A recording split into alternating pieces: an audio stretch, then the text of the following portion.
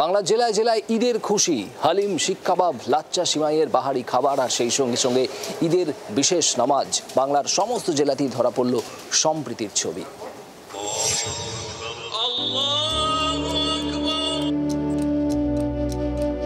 এক মাসের রোজা, সংযম, উপবাস, চাঁদ দর্শনের পর খুশির ঈদ।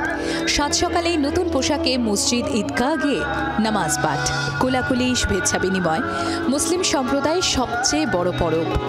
বাংলা জুড়ে সম্প্রীতির ছবি। কোচবিহার থেকে কাকদ্বীপ, সীমান্ত থেকে জঙ্গলমহল, ঐক্যে আর সম্প্রীতির কোলাজ প্রায় সর্বত্র।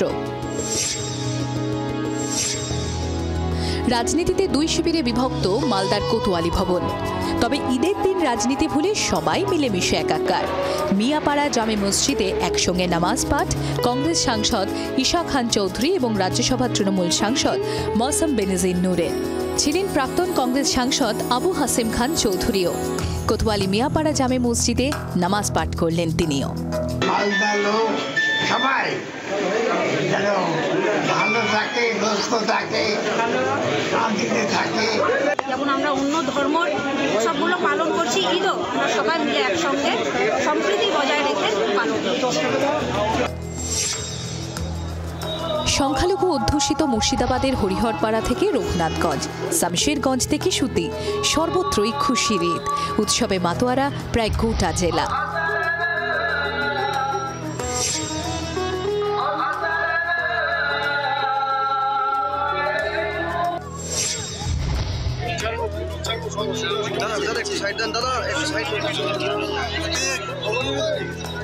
আজকের এই পবিত্র দিনে আমি সবাইকে সবার আগে ঈদের অনেক অনেক শুভেচ্ছা জানাচ্ছি।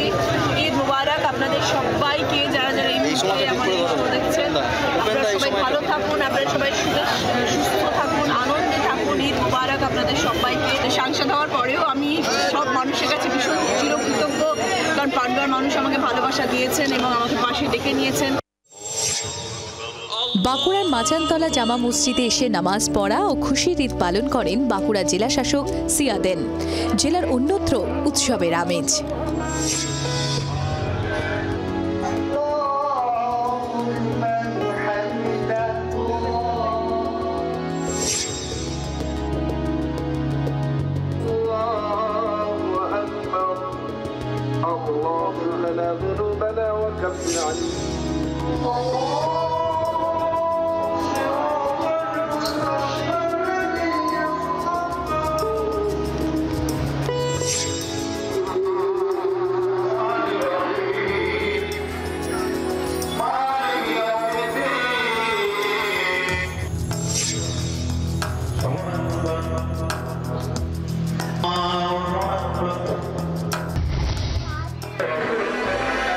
রাজ্যের পাশাপাশি সারা দেশেও সাড়ম্বরে পালিত হল খুশির ঈদ।